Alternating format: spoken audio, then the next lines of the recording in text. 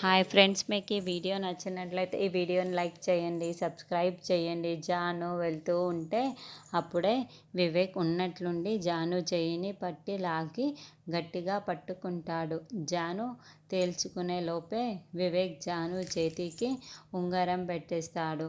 మన ఎంగేజ్మెంట్ పూర్తయిపోయినట్లే ఇక అని వివేక్ చాలా సంతోషంగా చెబుతూ ఉంటాడు. వెంటనే జాను ఆ ఉంగరాన్ని తీయటానికి ప్రయత్నిస్తూ ఉంటుంది.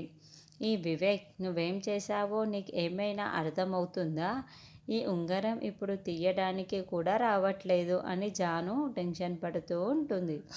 నువ్వు ఎన్ని చేసినా ఆ ఉంగరం రాదు కాక రాదు అని వివేక్ అంటాడు.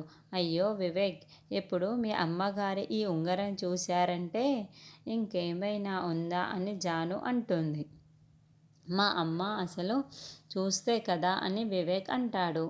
అప్పుడే దేవయాని ఏ జాను అంటూ డోర్ ఓపెన్ చేసుకుంటూ జాను గదిలోకి వస్తూ ఉంటుంది. అయితే వెంటనే వివేక్ పక్కకు వెళ్ళి దాక్కొని ఉంటాడు.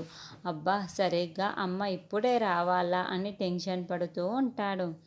ఏంటి చిన్నత్తయ్య గారు అని జాను అంటుంది.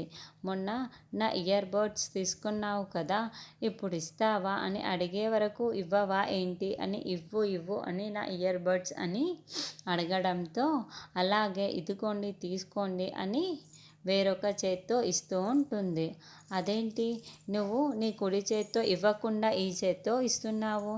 ఏది నీ కుడి చేతి ఒకసారి చూపించు అని దేవయాని అడుగుతూ ఇప్పుడెందుకు చూపించాలి అని జాను అడిగితే, అలా చేయి దాచుకుంటున్నావేమైంది? ఆ చేతికి నేను వెంటనే చూసి తీరాలి, చూపిస్తావా లేదా అని జాను చేతిని పట్టి లాగి మరీ చూసుకుంటూ ఉంటుంది. పక్కనే దాక్కొని ఉన్న వివేక్ చాలా చాలా టెన్షన్ పడుతూ ఉంటాడు. మరి దేవయాని ఆ ఉంగరాన్ని చూసి ఇప్పుడు ఎటువంటి గొడవ చేస్తుందన్నది నెక్స్ట్ ఎపిసోడ్లో చూద్దాము.